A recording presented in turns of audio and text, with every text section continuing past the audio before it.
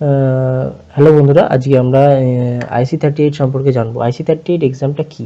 Actually IC38 এক্সামটা হয় যে কোনো ইন্স্যুরেন্স রিলেটেড যে অর্গানাইজেশনগুলো থাকে সেখানে জব পেতে গেলে তো আমাকে এই এক্সামটা পাস করতে হয়। তো এই এক্সামে যে সিলেবাসটা আছে সেই সিলেবাসে আমি যদি স্টাডি করি তাহলে কাদের কাদের এই জিনিসগুলো উপকার হতে পারে। এক তো যারা পরীক্ষা দিচ্ছে তাদের জন্য তো এটা উপকৃত হবেই, কারণ তাদের এটা পড়তেই হবে মাস্ট। প্লাস যারা গভর্নমেন্ট জবের জন্য প্রিপারেশান নিচ্ছে তাদের জন্য এটা ইম্পর্ট্যান্ট। যারা গভর্নমেন্ট জবের জন্য প্রিপারেশান নিচ্ছে তাদের জন্য ইম্পর্ট্যান্ট। এবং আপনি একটা সাধারণ মানুষ হিসাবে যদি আপনার ইন্স্যুরেন্স নলেজ আপনি একটা বিল্ড আপ করতে চান তাহলেও আপনাদের জন্য এটা ইম্পর্ট্যান্ট। তো এই IC38-এর যে টোটাল যে চ্যাপ্টারগুলো, এটা আমি একটা সিরিজ বানিয়েছি। তো সিরিজ ওয়াইজ প্রত্যেকটা চ্যাপ্টার ওয়াইজ আমি একটা ভিডিও সিরিজ বানিয়েছি। তো আপনাদের অনুরোধ করব যে এই ভিডিও সিরিজটা আপনারা অবশ্যই দেখুন, এবং এই ভিডিও সিরিজটা প্রত্যেকটা চ্যাপ্টার ওয়াইজ যে ভিডিওগুলো আছে আপনি একে একে যত দেখতে থাকবেন তত আপনার ইন্স্যুরেন্স রিলেটেড নলেজটা অনেক বেশি এনরিচ হবে।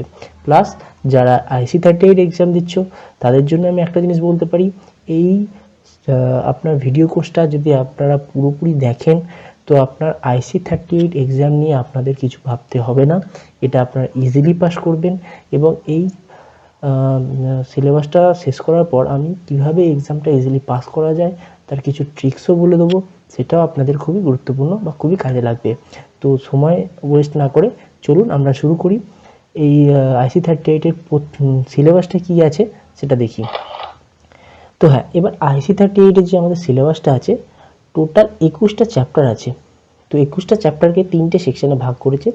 সেকশন 1, সেকশন 1-এ কী আছে, এখানে ইন্স্যুরেন্সের যে বেসিক জিনিসগুলো, কিভাবে ইন্স্যুরেন্স এলো, ইন্স্যুরেন্সের বেসিক মানে থিওরিগুলো আছে এবং ইন্স্যুরেন্সের বেসিক কনসেপ্টগুলো এই চ্যাপ্টারগুলোর মধ্যে আছে। তো এটা হলো চ্যাপ্টার 1। চ্যাপ্টার টু বা সেকশন 2-তে কী আছে, সেকশন 2-তে টোটাল এতগুলো চ্যাপ্টার আছে। সেকশন 2-তে টোটাল এতগুলো চ্যাপ্টার আছে এবং এই চ্যাপ্টারে বেসিক জিনিসটা হচ্ছে লাইফ ইন্স্যুরেন্সের উপর ইন ডিটেলসে স্টাডি, ইন ডিটেলসে কনসেপ্ট এই চ্যাপ্টার সেকশন 2-তে আছে। এবং তারপর 3 নম্বর সেকশন হচ্ছে হেলথ ইন্স্যুরেন্স। এই সেকশনের নাম দেখে আপনি বুঝতে পারছেন হেলথ ইন্স্যুরেন্সের ইন ডিটেল স্টাডি এখানে আছে, ইন ডিটেল কনসেপ্ট এখানে আছে। তো আমি চ্যাপ্টার ওয়াইজ আমি প্রত্যেকটা জিনিসকে ধরে ধরে শেখাবো, ধরে ধরে বলবো, এবং প্রত্যেকটা চ্যাপ্টারের শেষে কিছু আমরা MCQ করার চেষ্টা করব যাতে আপনার সমস্ত কনসেপ্টটা ক্লিয়ার হয়। তো আপনারা দয়া করে এই ভিডিও সিরিজটা দেখুন। আমি অনেকগুলো ভিডিও বানাবো এবং সেই প্রত্যেকটা ভিডিও শেষে MCQ কোশ্চেন আছে, সেগুলোকে আপনারা ফলো করুন। তো আপনাদের প্রত্যেকেরই উপকার হবে। এবং যারা LICর এক্সাম, ব্যাংকের এক্সাম, SSC, UPSC এক্সাম দিচ্ছেন তাদের ইন্স্যুরেন্স নলেজ বাড়ানোর জন্য এটা খুবই গুরুত্বপূর্ণ জিনিস। তো আপনারাও এটা দেখুন, এটা আপনাদের কাজে লাগবে। তো শুরু করা যাক। আমি আজকে যেটা শুরু করব সেটা হচ্ছে চ্যাপ্টার সেকশন 1-এর first chapter, introduction to the insurance.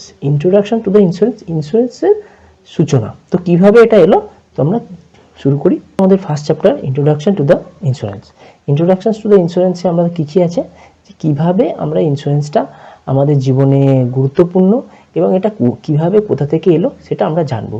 তো তার আগে আমরা একটা জিনিস দেখি, এই ছোট্ট ডায়াগ্রামটা যেটা আপনারা দেখতে পাচ্ছেন এখানে, এই ডায়াগ্রামটাতে দেখুন একটা মাঝে আছে রিস্ক এবং তাকে ঘিরে অনেক কিছু ঘটনা ঘটছে এবং এইগুলোর জন্য আমাদের জীবনে একটা রিস্ক থেকেই যাচ্ছে।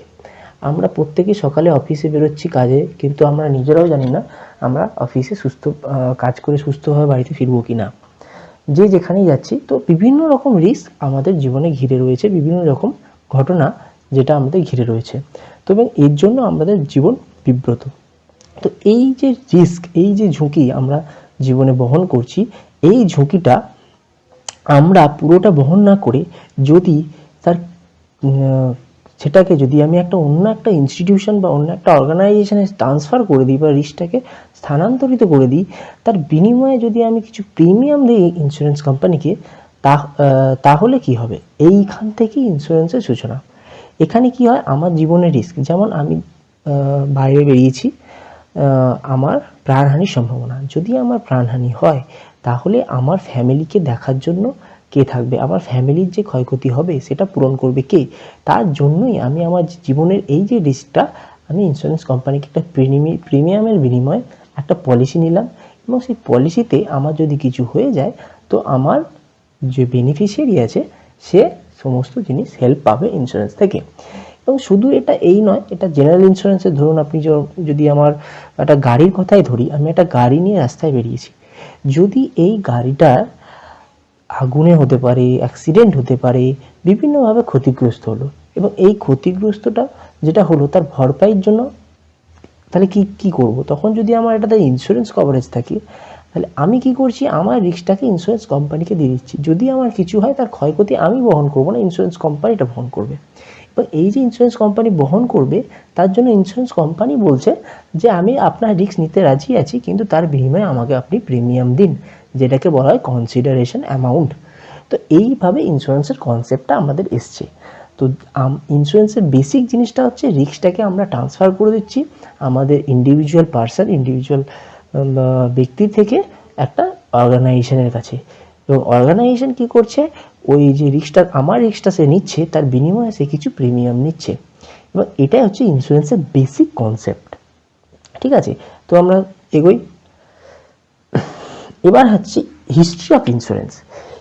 ইন্স্যুরেন্সের হিস্ট্রি, কিভাবে ইন্স্যুরেন্স আমাদের জীবনে এলো এবং এর মানে কবে এটা ঠিক সূত্রপাত হয়েছে, তো সেটা এটা অ্যাকচুয়ালি সূত্রপাত হয়েছে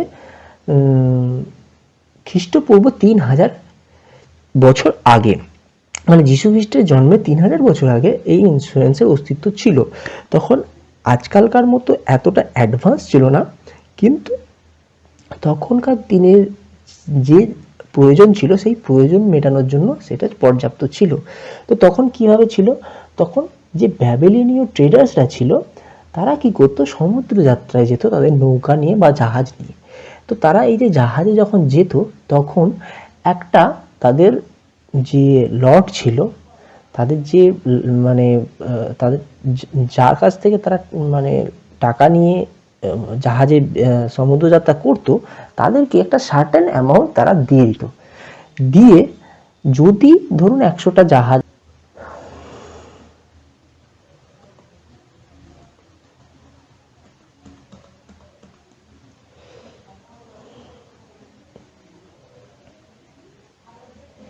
হ্যাঁ, যে আমার ধরুন 100টা জাহাজ সমুদ্রযাত্রায় বেরোলো, তার মধ্যে একটি জাহাজ ক্ষতিগ্রস্ত হলো কোনোভাবে, হয় তার কোনো বড়সড় ক্ষতি হলো, এবং তার যে ক্ষতিটা কি হবে, এই যে প্রত্যেকে সমুদ্রযাত্রায় বেরোনোর আগে যে সার্টেন অ্যামাউন্ট আমরা দিয়ে এসেছি, তো সেই অ্যামাউন্ট যে একত্রিত হয়ে যেটা হলো, সেখান থেকে যার ক্ষতি হলো তাকে দেওয়া হলো। তো এটা অ্যাকচুয়ালি পুলিং মেথড, প্রত্যেকের কাছ থেকে কিছু কিছু নিয়ে একজনের ক্ষতিতে আমরা সেটাকে দিলাম। তো ইন্স্যুরেন্স জিনিসটাও তাই, তখনকার দিনে এই জিনিসটা প্রচলন ছিল।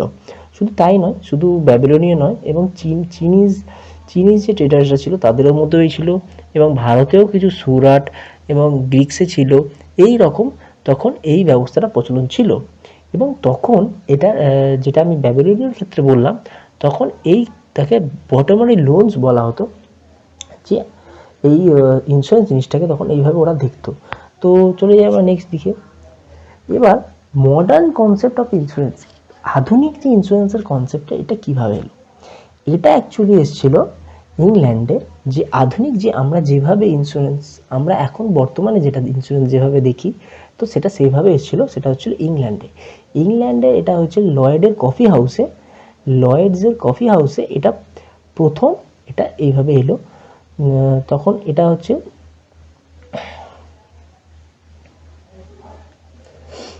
লয়েডের কফি হাউসে মডার্ন কমার্শিয়াল ইন্স্যুরেন্সের বিজনেসটা স্টার্ট হয়েছিল ইংল্যান্ডে। এবং এখান থেকে একটা কোশ্চেন আসে সবসময় IC38-এ, যে কোথায় মডার্ন ইন্স্যুরেন্স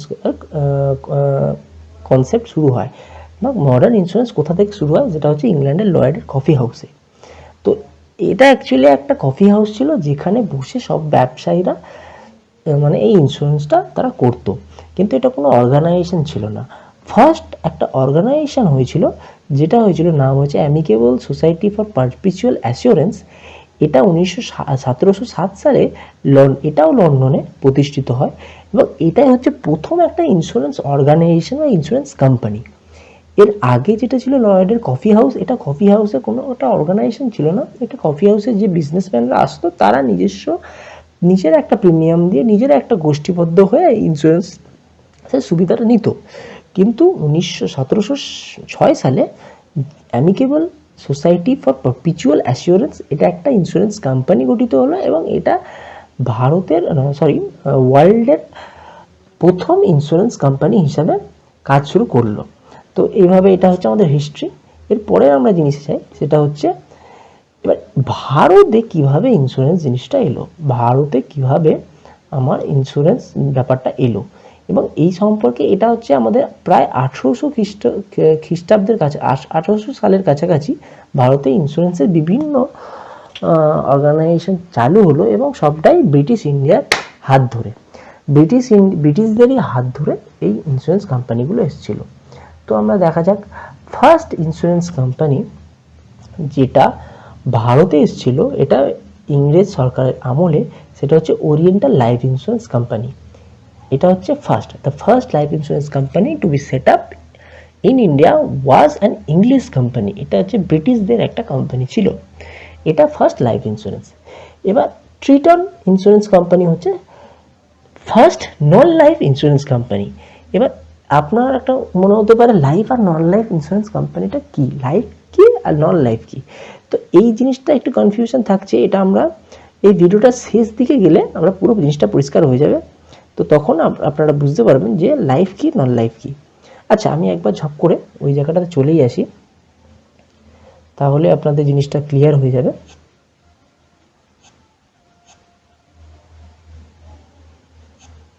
আচ্ছা, এই যে এই জিনিসটা দেখুন,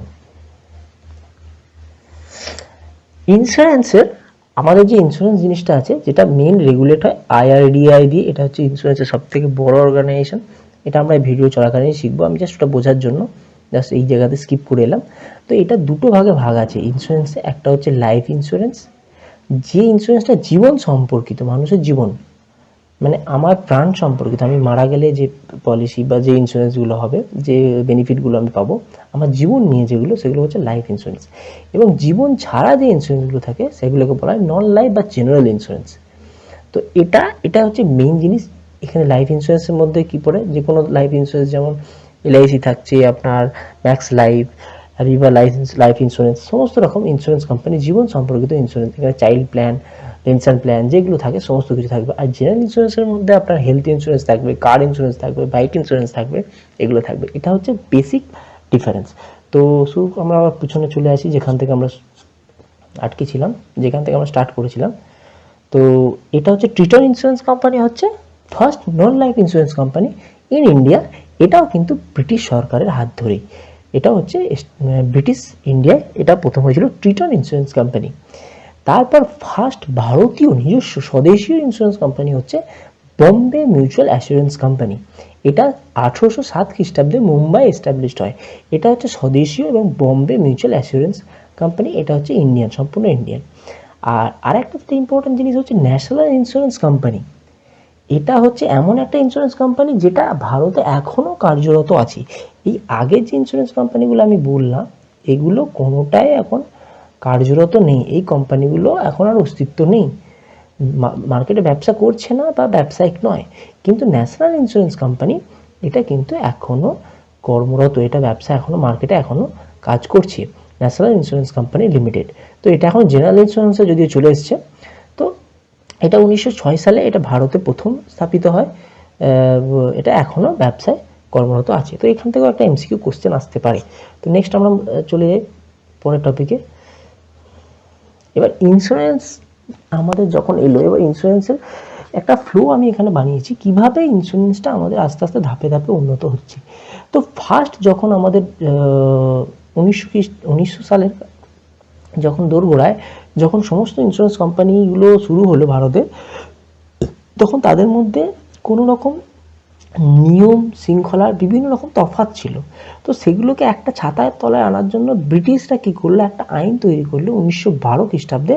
সেটা হলো লাইফ ইন্স্যুরেন্স কোম্পানিজ অ্যাক্ট 1912। মানে 1912 খ্রিস্টাব্দে এই ইন্স্যুরেন্স কোম্পানিটা হলো অ্যাক্ট হলো life insurance companies act and provident fund act. বা কিন্তু এই আইনটা কোনো রকম সুসংগত বা খুব ভালোভাবে ওয়েল ডিজাইন অ্যাক্ট ছিল না। তো যার জন্য কি হলো, আমাদের একটা প্রয়োজন পড়লো একটা ভালো সুসংগত আইন। তো এই আইনটা কিন্তু এখন আর ইন্ডিয়াতে অ্যাপ্লিকেবল নয়, এটা এখন আর আমরা ইউজ করি না। কিন্তু এখন তারপরে 1938 খ্রিস্টাব্দে কি হলো, আর একটা ইন্স্যুরেন্স অ্যাক্ট এলো, ইন্স্যুরেন্স অ্যাক্ট 1938।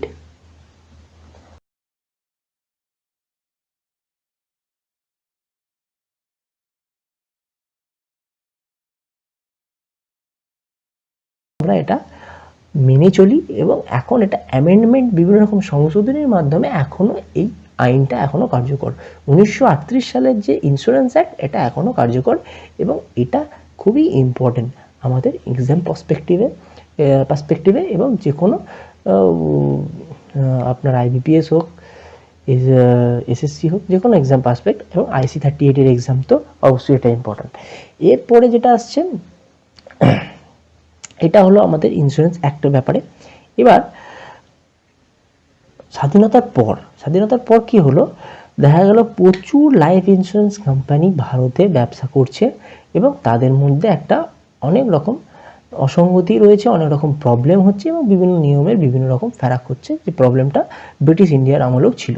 তো সেই প্রবলেমটাকে সমাধান করার জন্য 1956 সালে 1956-এ কী করা হলো, সমস্ত লাইফ ইন্স্যুরেন্স কোম্পানিগুলোকে নিয়ে টোটাল এখানে 170টা লাইফ ইন্স্যুরেন্স কোম্পানি আর 75 প্রভিডেন্ট ফান্ড সোসাইটিসকে একসাথে মার্জ করে একটা কোম্পানি বানানো হলো। সেটার নাম দেওয়া হলো life insurance corporation of India, LIC। আজকের যে LIC সেটা 1956 সালে তৈরি হয়েছিল এবং সেখানে 170টা সমস্ত প্রাইভেট ইন্স্যুরেন্স কোম্পানি এবং 75টা প্রভিডেন্ট ফান্ড কোম্পানিকে মার্জ করে 1956 সালে life insurance company LIC company গঠিত হলো। এটা একটা অর্গানাইজেশন এবং এটা 1956 সালের LIC অ্যাক্ট আন্ডারে এটা তৈরি হয়েছে। 1956 LIC অ্যাক্ট আন্ডারে LIC গঠিত হয়েছে। এরপর এইভাবে যেমন লাইফ ইন্স্যুরেন্সটাকে আমরা মানে ন্যাশনালাইজেশন করলাম, ঠিক একইভাবেই নন লাইফ ইন্স্যুরেন্স, যেটা আমি একটু আগে বললাম যে লাইফ ছাড়া যে ইন্স্যুরেন্সগুলো, নন লাইফ ইন্স্যুরেন্সগুলো, সেটাও এইভাবে প্রাইভেট কোম্পানির হাতেই ছিল। কিন্তু 1972 সালে কি করলো, এই সমস্ত প্রাইভেট ইন্স্যুরেন্স কোম্পানিগুলোকে আবার মার্জ করে করা হলো একটা কর্পোরেশনে করা হলো, যেটার নাম হলো GIC, মানে general insurance corporation of India. সমস্ত লাইফ ইন্স্যুরেন্সগুলোকে মার্জ করে LIC, life insurance corporation of India, LIC, এবং সমস্ত জেনারেল ইন্স্যুরেন্সগুলো কোম্পানিগুলোকে মার্জ করে তৈরি হলো GIC। তো যখন LIC হয়েছিল সেটা LIC 1956 LIC অ্যাক্ট আন্ডারে হয়েছিল। ঠিক একইভাবে এই সমস্ত GICটাও হয়েছিল জিমনা অ্যাক্ট 1972। জিমনার ফুল ফর্ম হচ্ছে general insurance business nationalisation act, GIBNA act 1972-তে সমস্ত জেনারেল ইন্স্যুরেন্সগুলোকে মার্জ করে একটা বানানো হলো এবং সেটা হলো GIC। এবং এর 4টে সাবসিডিয়ারি আছে। সেটা আমাদের এই এক্সাম পার্সপেক্টিভে ইম্পর্টেন্ট নয়, তো সেটা আমি পরে বলছি কী কী সাবসিডিয়ারি আছে। আমার চার্ট আছে, সেই চার্টে আমি দেখাবো, তো আমি এখন এই মুহূর্তে স্কিপ করে যাচ্ছি। তো নেক্সট জিনিসটা হচ্ছে, এবার এলো আমাদের মালহোত্রা কমিটি এবং IRDAI। এর আগে পর্যন্ত যে লাইফ ইন্স্যুরেন্স এবং LIC এবং GICর এরাই সর্বেসর্বা ছিল। এরা যা নিজস্ব ক্ষেত্রে যা বলবে সেটাই সবাইকে মেনে নিতে হবে, সবাই সেই পথেই চলতো। কিন্তু 1993-তে মালহোত্রা কমিটি গঠিত হলো এবং ওরা রেকমেন্ডেশন দিল যে এরা যেরকমভাবে আছে, এদেরকে যেভাবে নিজস্ব ব্যবসা করুক, এদের সাথে আমরা প্রাইভেট যে ইনস্টিটিউশন, প্রাইভেট অর্গানাইজেশনগুলোকে এদেরকেও মার্কেটে আসতে অনুমতি দেবো এবং কোনো গভর্নমেন্ট এবং প্রাইভেট এদের উপরে একজন সর্বোচ্চ ইন্স্যুরেন্স সেক্টরটাকে একজন নিয়ন্ত্রণ করবে, যেটা আমরা গঠনও হবে, সেটাকে হবে IRDAI। এবং সেটা হলো 1999-এ আইআরডিআই অ্যাক্ট তৈরি হলো 1999-এ। আইআরডিআই অ্যাক্ট তৈরি হলো এবং এটা 2000 সালে আইআরডিআই গঠিত হলো। আইআরডিআই এর ফুল ফর্ম কি? Insurance regulatory and development authority of India. যে IC38 এর এক্সামটা আমরা দিই সেটা আইআরডিএআই এরই এক্সাম। তো যে কোনো ইন্স্যুরেন্স সেক্টরে যেতে গেলে আমাকে আইআরডিএআই এরই এক্সাম, IC38 এর এক্সামটা আমাকে দিতে হবে এবং এটা এপ্রিল 2002 থেকে কার্যকর শুরু হলো আইআরডিআই।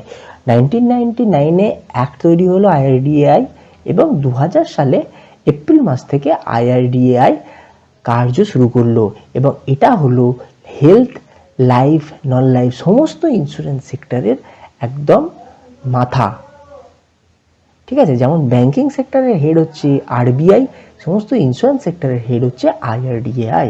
তো আমি একটা ছোট্ট বানিয়েছি যেখানে হচ্ছে এখানে হচ্ছে আইআরডিএআই হচ্ছে আপনার সমস্ত ইন্স্যুরেন্স সেক্টরের উপরে আছে এবং এটাকে দুটো ভাগে ভাগ করা আছে। একটা হচ্ছে লাইফ ইন্স্যুরেন্স আর দ্বিতীয়টা হচ্ছে নন লাইফ বা জেনারেল ইন্স্যুরেন্স। নন লাইফ বা জেনারেল ইন্স্যুরেন্স, নন লাইফ বা জেনারেল ইন্স্যুরেন্স, এটা হচ্ছে নন লাইফ বা জেনারেল দুটো ভাগ। একটা হচ্ছে লাইফ ইন্স্যুরেন্স, আইআরডি একটা নন লাইফ বা জেনারেল ইন্স্যুরেন্স। নেক্সট আমরা যাই।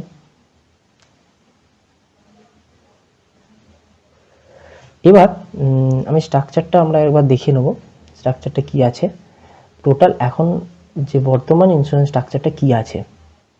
Present structure, market structure of insurance in India. তো এই হচ্ছে আমাদের স্ট্রাকচার। কি স্ট্রাকচারটা কি? প্রথমে আছে আইআরডিআই সবার উপরে এবং এটা দুটো ভাগে ভাগ আছে। একটা হচ্ছে লাইফ আর একটা জেনারেল বা নন লাইফ, জীবন ছাড়া যে বিমা, অজীবন বিমা যেটা, সেটা হচ্ছে নন লাইফ। এবার লাইফের আবার দুটো ভাগ, একটা হচ্ছে এলআইসি যেটা একমাত্র সরকারি লাইফ ইন্স্যুরেন্সের ক্ষেত্রে এবং অল প্রাইভেট অর্গানাইজেশন যেখানে max life, HDFC life, SBI life, অনেকগুলো আছে।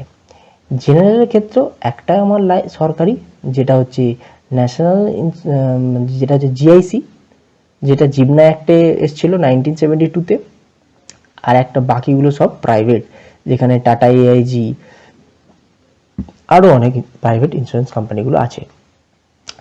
এবার আমি যে বললাম সাবসিডারিগুলো আছে, জিআইসির টোটাল হচ্ছে 4টে সাবসিডারি। একটা হচ্ছে national insurance, oriental insurance, new India assurance আর হচ্ছে ইউনাইটেড ইন্ডিয়া অ্যাসিওরেন্স। এই যে ন্যাশনাল ইন্স্যুরেন্স এটা এখনও সবথেকে পুরনো ইন্স্যুরেন্স কোম্পানি যেটা এখনও কার্যরত আছে, যেটা আমরা একটু আগে আলোচনা করেছি। তো এইগুলো আমাদের বর্তমান ইন্স্যুরেন্স স্ট্রাকচার। নেক্সট আমি যাব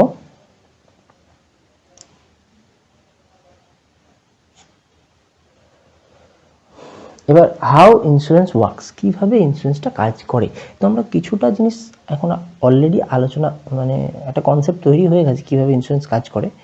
তো এখানে একটা ছবিতে আমরা সেটাকে আরেকটু ভালোভাবে ক্লিয়ারিফাই করব কীভাবে কাজ করছে। দেখুন এখানে টোটাল এতগুলো বাড়ি আছে এবং বাড়ির মালিক প্রত্যেকে একটা করে প্রিমিয়াম দিচ্ছে, এই যে হাতে করে একটা প্রিমিয়াম দিচ্ছে এবং এটা একটা ফায়ারের উপর ইন্স্যুরেন্স এটা নিয়েছে এবং এই প্রিমিয়ামটাই ইন্স্যুরেন্স কোম্পানিতে পুরো জমা হচ্ছে।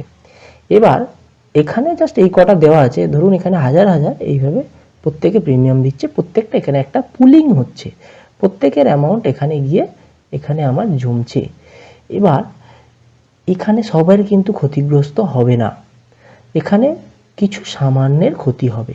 ঠিক আছে, সেই যাদের সামান্য হলো, এই যে আমার পুলিং অ্যামাউন্টটা তৈরি হয়েছে এখান থেকে কিছু টাকাটা আমরা এই ক্ষতিগ্রস্তদের, যে এটা হচ্ছে এইভাবেই ইন্স্যুরেন্স জিনিসটা কাজ করে। তো আমরা এখানে দেখছি একবার, এখানে কি লেখা আছে, the chance of suffering a certain economic loss and its consequences could be transferred from one individual to many through mechanism of insurance. তো এই জিনিসটা আপনার প্রত্যেকে ক্লিয়ার হয়েছে। Insurance is one major form of risk transfer. এখানে কি হচ্ছে, প্রত্যেকের রিস্কটা ট্রান্সফার হচ্ছে, ইন্স্যুরেন্স কোম্পানি সেটা নিয়ে নিচ্ছে, তার বিনিময়ে সে কিছু প্রিমিয়াম নিচ্ছে, যেটা আমি এর আগেও আপনাকে বলেছি। তো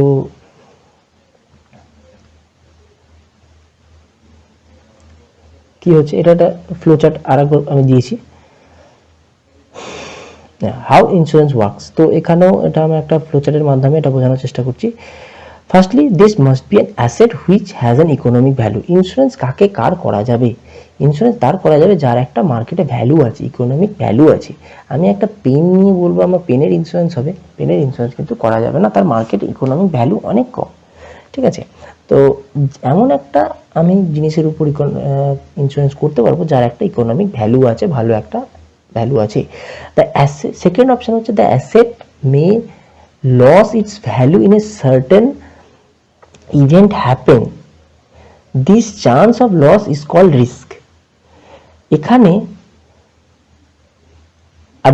and the cause of the risk event is known as peril।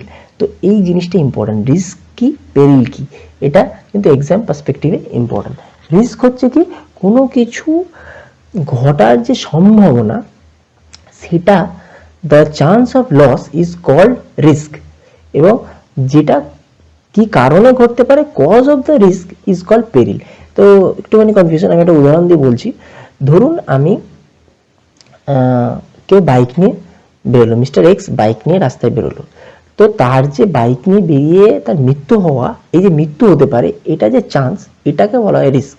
তো মৃত্যুটা কীভাবে হতে পারে? অ্যাক্সিডেন্টের মাধ্যমে। এই যে অ্যাক্সিডেন্ট হতে পারে, এই যে অ্যাক্সিডেন্টটা হচ্ছে কজ অফ ডেথ। তো অ্যাক্সিডেন্টটা হচ্ছে পেরিল, এবং ডেথ যে রিস্কটা আছে, ডেথ হচ্ছে, এটা হচ্ছে রিস্ক। তো মানে এফেক্ট হচ্ছে বা ফল হিসেবে যেটা বলতে পারি সেটা হচ্ছে রিস্ক, এবং কারণটা হচ্ছে পেরিল। তো আশা করি রিস্ক আর পেরিলের মধ্যে কনফিউশন দূর হয়েছে। এটা অনেক সময় বিভিন্ন রকমের কোশ্চেন আসতে পারে। Next option, there is a principle known as pooling। তো ইন্স্যুরেন্স পুলিং এর মাধ্যমে, পুলিং এর প্রসেসেই কাজ করে, যেটা আমি বললাম যে আমি লাখ লাখ মানুষের কাছ থেকে টাকা নিচ্ছি, এবং সেখানে কিছু মানুষের ক্ষতি হচ্ছে, তাদেরকে আমি সেটা ক্ষতিপূরণ দিচ্ছি। It's consist of collecting numerous individual contribution known as premium. প্রত্যেকের কন্ট্রিবিউশন আমি নিচ্ছি ইন্ডিভিজুয়াল, নিউমারাস, লক্ষ লক্ষ হাজার হাজার, for various persons, and this persons have similar asset. প্রত্যেকেরই সিমিলার অ্যাসেট আছে, লাইফের হলে প্রত্যেকের লাইফ, প্রত্যেকের বাড়ি হলে বাড়ি, গাড়ি হলে গাড়ি, and which is expose to the similar risk. তো মানে যেমন যদি কার ইন্স্যুরেন্সের হয় তো অ্যাক্সিডেন্ট প্রত্যেকের একটা রিস্ক, যদি ফায়ার ইন্স্যুরেন্স হয় তো আগুনের প্রত্যেকের রিস্ক। তো একটা সেম রিস্ক থাকবে, একটা সেম টাইপ অফ অ্যাসেট আছে, এবং তাদের উপর আমরা পুলিং করছি। ঠিক আছে, তো এই একটা simple concept. The pooling of fund is used to compensate the few who might suffer the losses as caused by peril। তো এখানে কি, যেটা আমি আগেই বললাম যে পুলিং ফান্ডটা কিভাবে ইউজ করছে, কিছু ফিউ ব্যক্তি যারা এই সাফারিংয়ের শিকার, তাদেরকে আমরা করছি, লসটা তাদেরকে আমরা ক্ষতিপূরণ দিচ্ছি, এবং কারণ হচ্ছে পেরিলের জন্য হচ্ছে। ঠিক আছে, the process of pooling of funds compensating the unlucky few is carried out through an institution which is called as insurer। একদম ক্লিয়ার, পরিষ্কার যে কিভাবে প্রসেস। ইন্স্যুরার কারা? ইন্স্যুরার হচ্ছে ইন্স্যুরেন্স কোম্পানি, যারা একটা প্রসেসের মাধ্যমে কি করছে, টাকা পাবলিকের কাছ থেকে টাকা নিয়ে, নিউমারাস পিপলের কাছ থেকে একটা পুলিং করে ফান্ডটাকে নিচ্ছে, এবং কিছু আনলাকি ফিউ, কিছু দুর্ভাগ্যপূর্ণ ব্যক্তিদের এটা কম্পেনসেট করছে, ক্ষতিপূরণ দিচ্ছে, এবং তাকেই বলছে ইন্স্যুরার। এবং এই প্রসেসটাই হচ্ছে ইন্স্যুরেন্স, যে করছে সে হচ্ছে ইন্স্যুরার, এবং যে প্রসেসটা সেটাই হচ্ছে ইন্স্যুরেন্স। এবং কাস্টমার যাকে আমি ইন্স্যুরেন্স করাচ্ছি সে হয়ে গেল ইন্স্যুর্ড পারসন বা বীমাকৃত ব্যক্তি। The insurer enters into a insurance contract with each person who seeks to participate in the scheme. such participant is known as insured। যেটা আমি বললাম, যে ইন্স্যুরেন্স করছে সে ইনসিওর্ড, যে কোম্পানি ওটা করাচ্ছে সে হচ্ছে ইন্স্যুরার, এবং যেটা করছে সেটা হচ্ছে ইন্স্যুরেন্স। এই হচ্ছে কনসেপ্ট। এই প্রসেসটাকে বলছে ইন্স্যুরেন্স, যে করছে সেটা হচ্ছে ইন্স্যুরার বা ইন্স্যুরেন্স কোম্পানি, এবং যে করছে, যে ব্যক্তি করছে তাকে বলা হয় ইনসিওর্ড বা বীমাকৃত ব্যক্তি বা কাস্টমার। এখানে কাস্টমারই হচ্ছে ইনসিওর্ড, যে পলিসি করছে। তো এটা হচ্ছে নর্মাল কনসেপ্ট। তো এখানে এই চ্যাপ্টারে এটাই আমার একদম শেষ দিকে চলে এসেছি। তো এখানে দুটো জিনিস আছে। এবার এই রিস্কটাকে আমরা দুটো ভাগে ভাগ করছি। একটা হচ্ছে রিস্কের যেটা বোঝা, বার্ডেন অফ রিস্ককে দুটো ভাগে ভাগ করছি। একটা primary risk burden of risk, একটা হচ্ছে secondary burden of risk. Primary burden of risk আর সেকেন্ডারি বার্ডেন অফ রিস্ক। তো প্রাইমারি বার্ডেন অফ রিস্কটা কি, সেকেন্ডারি বার্ডেন অফ রিস্কটা কি, এটা আমি একটুখানি ছোট্ট করে বুঝিয়ে দিচ্ছি, তাহলে আপনাদের বুঝতে সুবিধা হয়ে যাবে। তো বার্ডেন অফ রিস্কে প্রাইমারি বার্ডেন অফ রিস্ক, এখানে কি হচ্ছে, এখানে ধরুন একটা উদাহরণ দিয়ে বোঝাচ্ছি। একটা ব্যক্তির হার্ট অ্যাটাক হয়েছে এবং তার হার্ট অ্যাটাকের ফলে 50,000 টাকা তার খরচা হয়েছে, হসপিটালে ভর্তি হয়েছিল, তার ট্রিটমেন্টের জন্য 50,000 টাকা খরচা হয়েছে। এই যে ঘটনাটা ঘটে গেছে, এখানে দুর্ঘটনাটা ঘটে গেছে এবং ব্যক্তির খরচা হয়ে গেছে, কি পরিমাণ খরচা হয়ে গেছে সেটাও আমি বুঝতে পারছি। তো এখানে ঘটনাটা ঘটে গেছে এবং ব্যক্তির ক্ষয়ক্ষতি হয়ে গেছে। এই যে ক্ষয়ক্ষতি হয়ে গেছে এবং এর ফলে যে আমার এত টাকা খরচা হলো, তার যে একটা বোঝা, তার যে একটা আপনার কাছে একটা বোঝা আমার কাছে সৃষ্টি হলো, এটাকে বলছি প্রাইমারি বার্ডেন অফ রিস্ক। এটা burden, basic primary burden of risk. এবার সেকেন্ডারি বার্ডেন অফ রিস্ক কি? Secondary burden of risk same example আমি দিচ্ছি, যে আমার একটা সমস্যা আছে, আমি জানি আমার যে কোনো সময় হার্ট অ্যাটাক হতে পারে এবং তার জন্য কি করতে হচ্ছে, এখানে ঘটনাটা ঘটেনি, হার্ট অ্যাটাক আমার হয়নি এখনো, কিন্তু এই হার্ট অ্যাটাক হলে আমাকে একটা বড় অ্যামাউন্ট টাকা সরিয়ে রাখছি। যদি হার্ট অ্যাটাক হয় আমার, তাহলে এই টাকা থেকে আমি এই হার্ট অ্যাটাক বা আমি এই রোগটা চিকিৎসা করব। তো এখানে সেকেন্ডারি বার্ডেন অফ রিস্কে কি, আমার ঘটনাটা ঘটেনি, কিন্তু তার জন্য যে আমাকে একটা সার্টেন অ্যামাউন্ট টাকা আমাকে আলাদা করে সরিয়ে রাখতে হচ্ছে এবং তার জন্য যে আমাকে বার্ডেন বা যে বোঝা আমার আসছে, সেটাকে বলা হয় সেকেন্ডারি বার্ডেন অফ রিস্ক। এটা একটা সিম্পল এক্সাম্পল দিয়ে আপনাকে বোঝালাম। আশা করি আপনারা বুঝতে পেরেছেন। আমার ভিডিওটা এখানেই শেষ। তো যদি ভালো লেগে থাকে এটাকে লাইক করুন, আমার চ্যানেলটাকে সাবস্ক্রাইব করুন, আর পরবর্তী যে আমার সিরিজের নেক্সট ভিডিওগুলো থাকবে তো সেগুলো আপনারা দেখুন।